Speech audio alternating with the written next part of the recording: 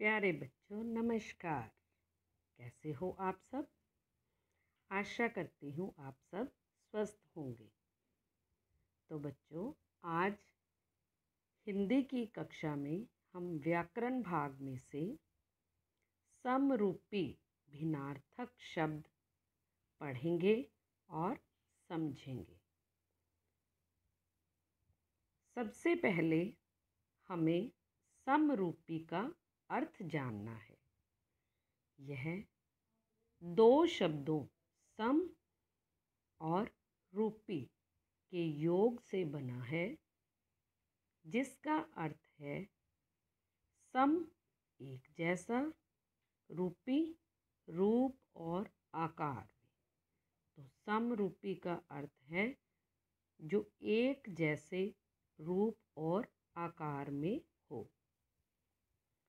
भिन्नार्थक, यह भी दो शब्दों के योग से बना है, भिन्न और आर्थक।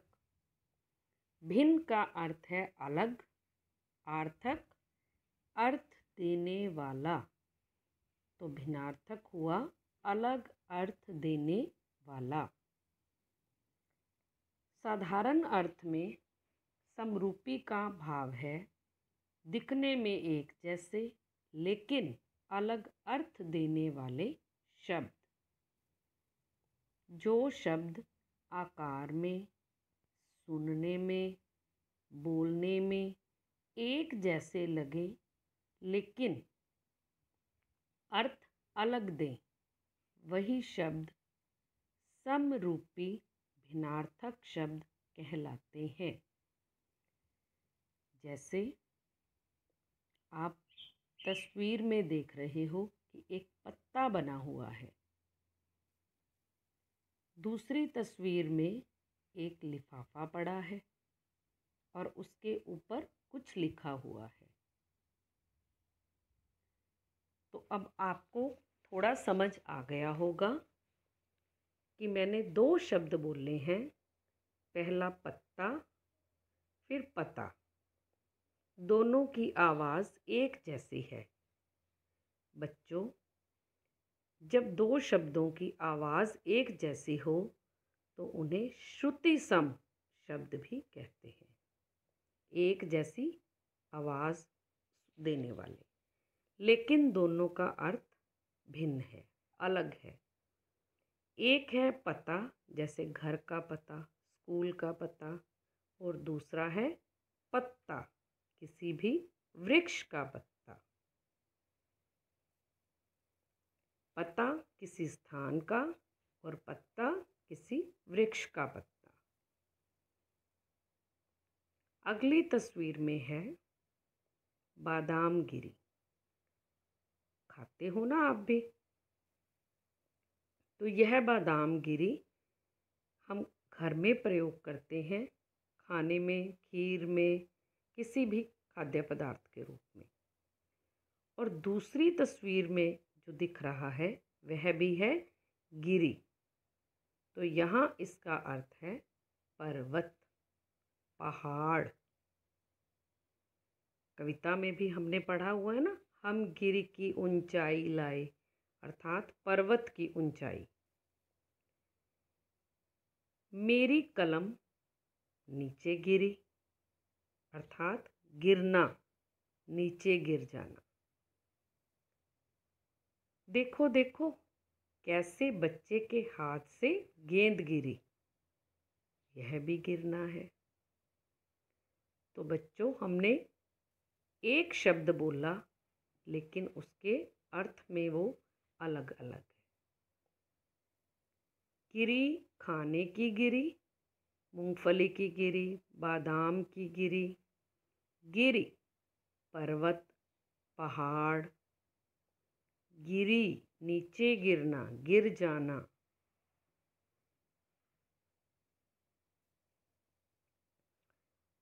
इसी प्रकार अचल, अचला सुनने में एक जैसे हैं, लेकिन अचल का अर्थ है पर्वत, पहाड़।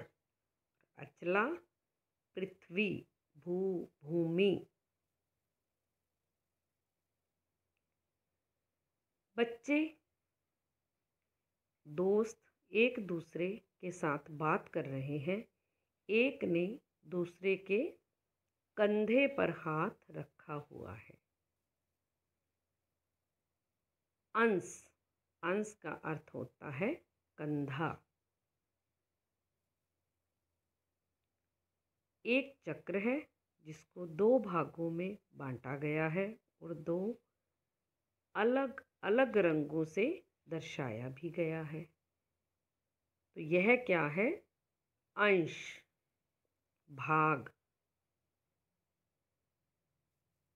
अंश कंधा, अंश भाग। घर में अर्थात रसोई घर में ये पदार्थ आपने अवश्य ही देखे होंगे। क्या कहते हैं इनको? सोचो। बिल्कुल सही, ये अलग अलग प्रकार के अनाज हैं। अन्न, जिसको अनाज बोला जाता है, जिसमें कई दालें आती हैं। अन्न, अनाज, अन्य अर्थात दूसरा। मेरे और आपके सिवाय अन्य कोई नहीं है यहाँ। एक पेंसिल नीले रंग की है, एक लाल रंग की। तो कुल कितनी हुई? शाबाश, 2। तो कुल का अर्थ है जोड़ बताना। 1 + 1 कुल 2। नदी का किनारा, किनारे पर हरी भरी घास। तो इसको क्या बोलेंगे? कूल। कूल को इंग्लिश में भी बोलते हैं ना, COOL, कूल का मतलब होता है ठंडा। तो यहीं से ही सोचो, पानी ठंडा होता है। तो कूल का हिंदी में अर्थ है तट। नदी का तट, नदी का किनारा। कुल जोड़, कूल, तट अथवा किनारा। आप अपनी उत्तर पुस्तिका पर साथ साथ लिख भी सकते हो इनको और बाद में वाक्य प्रयोग कर सकते हो। बालू, जिसको हम रेत कहते हैं। बालू का प्रयोग घर बनाने के लिए किया जाता है। यह राजस्थान में अधिक मिलती है। बालू के ढेर हैं वहाँ। भालू जानवर है एक। सपुत्र, एक पिता पुत्र को उठाकर खड़ा है। तो क्या है ये? सपुत्र अर्थात स जमा पुत्र, पुत्र के साथ अथवा पुत्र सहित। यहाँ स का अर्थ है साथ। किसके साथ है? पुत्र के साथ। श्रवण कुमार, जिसने अपने माता पिता को वहंगी में बिठाकर यात्रा करवाई थी।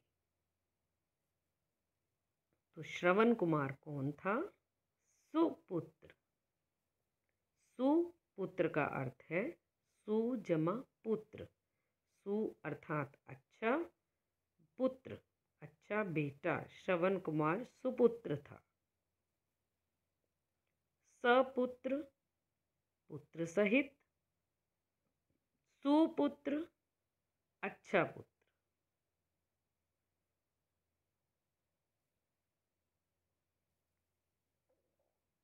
अब हम हमारी व्याकरण की पुस्तक से कुछ समरूपी भिन्नार्थक शब्द पढ़ेंगे और उनके अर्थ समझेंगे। अवधि, समय। अवधि, अवध प्रांत की भाषा। असमान, जो बराबर ना हो। आसमान, आकाश।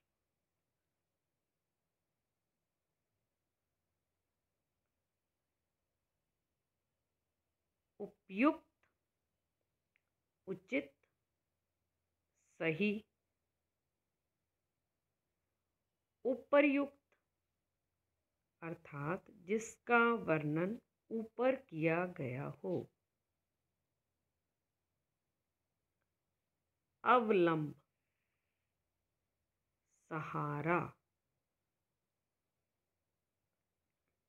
अविलंब, शीघ्र अर्थात बिना देरी के। विलंब का अर्थ होता है देरी से। अविलंब, बिना देरी से। आदि, आरंभ, मूल। आदि, अभ्यस्त, आदि होना, किसी काम का आदि होना, आदत होना। उधार, कर्ज। उद्धार, उबारना। उधार का अर्थ कर्ज, जैसे लोग दुकान से सामान उधार लेकर आते हैं। और उद्धार का अर्थ होता है उबारना। ईश्वर गरीबों का उद्धार करते हैं अर्थात उन्हें दुख से उबारते हैं।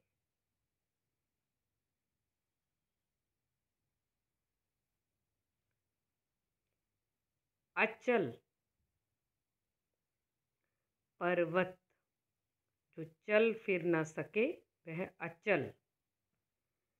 अचला, पृथ्वी। अनु, पीछे। अणु, कण, सबसे छोटा भाग अणु। अपेक्षा, चाह, आशा। अथवा तुलना करते हैं जब दो की।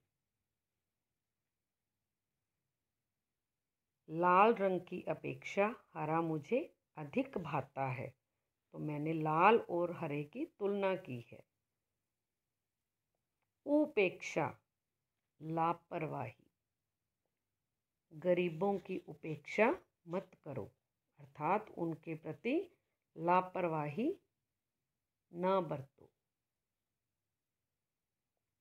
अनल, अग्नि, आग, ज्वाला। अनिल, वायु, हवा, समीर। अन्न, अनाज। अन्य, दूसरा। अवश्य, जरूरी। अवश, बेबस। अ जमा वश, अवश, जो वश में नहीं है।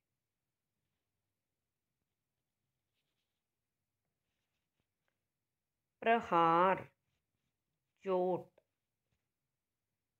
परिहार, त्याग। बलि, बलिदान। बलि, बलवान। बात, कथन, वचन। जो हम बोलते हैं, बातें करते हैं, वह बात। वात, हवा।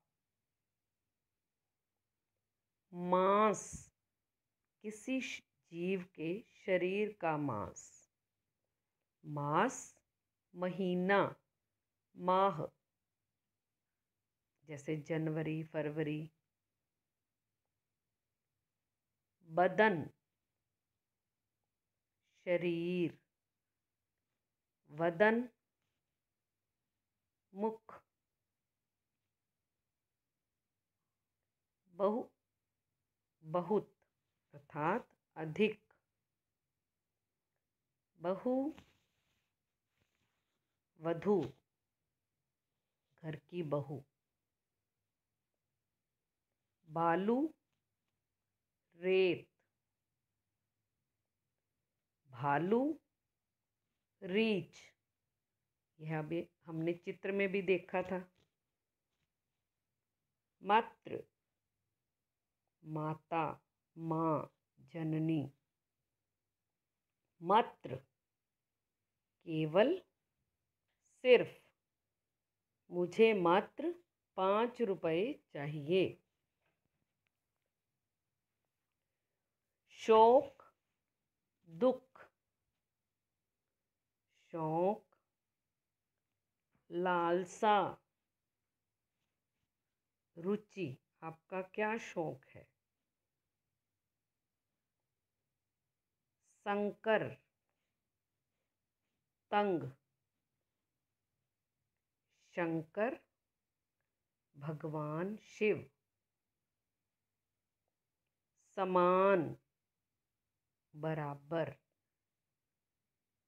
सम्मान मान इज्जत आदर। सामान वस्तु। सुत पुत्र, सूत सारथी अथवा कता हुआ धागा, जो चरखे पर कता करते थे। सारथी जो रथ को चलाता है। शर तीर, सर तालाब। सपुत्र पुत्र सहित। सुपुत्र अच्छा पुत्र, अच्छा बेटा। सुगंध खुशबू। सौगंध शपथ। हस्त हाथी। हस्ती सामर्थ्य शक्ति ताकत। धरा धरती। धारा पानी का प्रवाह, पानी की धारा। निश्चल अटल जो टल न सके। निश्चल छल रहित। परिमाण माप नाप। परिणाम नतीजा परीक्षा परिणाम। प्रणाम नत होना झुक जाना किसी के आगे। प्रमाण सबूत प्रूफ। नम्र विनीत। नर्म कोमल। नियत इरादा। नियत निश्चित। पानी जल। पानी हाथ। प्रसाद अनुग्रह कृपा, जैसे देवता को चढ़ाई गई वस्तु। प्रासाद महल, आपका प्रसाद बहुत बड़ा है। बच्चों, ये थे हमारी पुस्तक के समरूपी भिन्नार्थक शब्द। अभी हम इनकी दोहराई करेंगे। आप तस्वीर देखोगे और पहचानोगे कि इसमें क्या दिखाया गया है। तो मैंने आपको 3 तस्वीरें दिखाई। इस तस्वीर में तालाब बना हुआ है और पिछली तस्वीर में एक तीर बना हुआ था। तो इन दोनों के लिए जो शब्द प्रयोग किया जाता है वह है शर। शर का अर्थ एक बाण और एक तीर। इसको 2 शब्दों में वर्णित किया गया है। और दूसरा है सर, जिसका अर्थ है तालाब। शर और सर। ये सारा सामान तो आपने दुकान में देखा होगा। हम घर में भी प्रयोग करते हैं इनको। तो ये सब क्या है? खाने पीने का सामान। सामान अर्थात वस्तुएं, चीज़ें।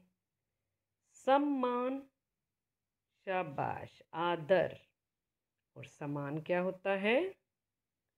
बहुत अच्छा उत्तर, बराबर, जिसमें कोई अंतर ना हो, एक जैसा हो। अब समय है गृह कार्य का। आपने घर में कार्य करना है, जो हमने किया है उसकी दोहराई भी करनी है। तो अपनी अपनी उत्तर पुस्तिका निकालिए, जिसने अभी तक नहीं निकाली, और लिखिए। सही शब्द पर गोला लगाएं। आसमान, आसमान। आपके सामने एक तस्वीर है, जो सही शब्द है दोनों में से, उसके ऊपर गोला लगा दीजिए।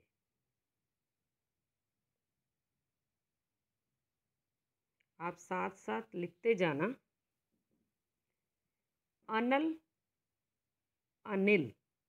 यह भी तस्वीर को देखकर ही लगाना है कि तस्वीर में अनल है या अनिल है। निर्धन है या निधन है।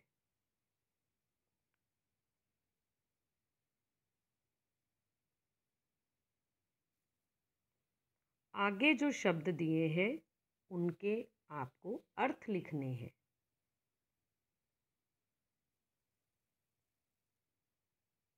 दिन का अर्थ है दिवस।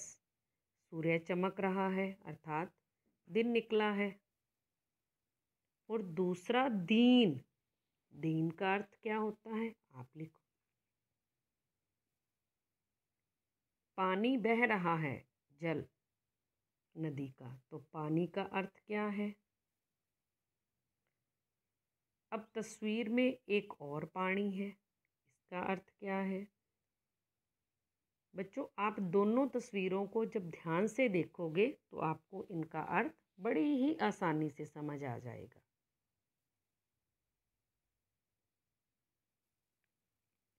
माँ ने बच्चे को अंक में उठाया है। अंक में उठाया है का अर्थ क्या हुआ? माँ ने बच्चे को कहाँ उठाया हुआ है? आपको भी आपकी मम्मा उठाती है ना? बिल्कुल सही, गोद में उठाया हुआ है। तो यहाँ पर अंक का अर्थ क्या हुआ? गोदी। तो माँ ने बच्चे को अंक में उठाया है। तो आपने अंक, जिसको मैंने अलग रंग से दिखाया है, उसको रिक्त स्थान में अर्थ में भरना है। मैंने परीक्षा में 10 अंक प्राप्त किए। आप भी अपनी परीक्षा में अंक प्राप्त करते हो। तो यहाँ आपने सोचना है और बताना है कि अंक का अर्थ यहाँ पर क्या आना चाहिए। अब हमने 2 शब्द किए हैं अंक, तो यहाँ अंक का अर्थ क्या है? अब आगे हम अग्रलिखित समरूपी भिन्नार्थक शब्द युग्म का प्रयोग वाक्य में करके अर्थ स्पष्ट करेंगे। अर्थात हमें यहाँ पर वाक्य दिए जाएंगे, 2 शब्दों का युग्म दिया जाएगा, जिसको आपने देखना है। और दोनों अर्थात शब्द युग्म का यहाँ अर्थ है जोड़ा शब्दों का जो दिया होएगा, उसमें एक एक शब्द का अर्थ क्या है, और फिर आपने उसका वाक्य प्रयोग भी करना है, ताकि दोनों का अर्थ भी समझ आए और क्या आपने सही वाक्य बनाया है यह भी पता चल सके। अन्य और अन्न। उसके बाद है नियत और नियत। शब्द युग्म है ये, अर्थात एक में 2 शब्द दिए गए हैं। बालू, भालू। बालू और भालू। आप सुंदर सुंदर लिखाई में साथ साथ लिखोगे इनको। तभी इसका अर्थ समझ पाओगे और अच्छे से वाक्य भी प्रयोग कर पाओगे। अगर आपके दिमाग में कुछ और भी चल रहा हो तो वो भी लिख सकते हो। प्रहार, परिहार, सर, शर, सुगंध, सौगंध। मैंने आपको 6 शब्द युग्म दिए हैं जिनके आपने पहले अर्थ लिखने हैं, फिर वाक्यों में प्रयोग करना है। बच्चों, आपको परीक्षा में भी ऐसे प्रश्न पूछे जाएंगे, लेकिन आपने यहाँ पर एक बात का विशेष ध्यान रखना है कि जब आप वाक्य प्रयोग करते हो तो वाक्य में शब्द लिखना है, न कि अर्थ। कई बच्चे यह गलती कर जाते हैं। कुछ विद्यार्थी क्या करते हैं, जैसे सुगंध का अर्थ खुशबू है और वाक्य बनाएंगे कि फूल की खुशबू बहुत अच्छी है। यह वाक्य उचित नहीं है। जब हम वाक्य प्रयोग करेंगे तो हम लिखेंगे फूल की सुगंध अच्छी है अथवा मीठी है। वाक्य प्रयोग करते समय आपने सुगंध शब्द को ही लेना है, इसका अर्थ नहीं लेना। अब जितने भी मैंने वाक्य उदाहरण से समझाए हैं और दोहराई में करवाए हैं, आशा करती हूँ आपको अच्छी तरह समझ आ गए होंगे। अब आपने क्या करना है, आपने इसके ही साथ साथ अपने घर में, कक्षा में, अपने वातावरण में भी ऐसे शब्द युग्म बनाने हैं। अकेला शब्द नहीं, शब्द युग्म बनाने हैं, अर्थात कम से कम 2 शब्द जो श्रुति सम हो, जिनको बोला अथवा लिखा उच्चारण लगभग एक जैसा हो। पूरा एक जैसा नहीं, लगभग बोला है मैंने। जैसे सुत और सूत, मात्रा का अंतर है ना, उ और ऊ का। इसी प्रकार से ही शब्द युग्म ढूंढने हैं, उनके अर्थ लिखने हैं और उनका प्रयोग अच्छे से करना है और सुंदर सुंदर लिखाई में करोगे। इसी के साथ ही मैं आपसे आज्ञा लेती हूँ। धन्यवाद।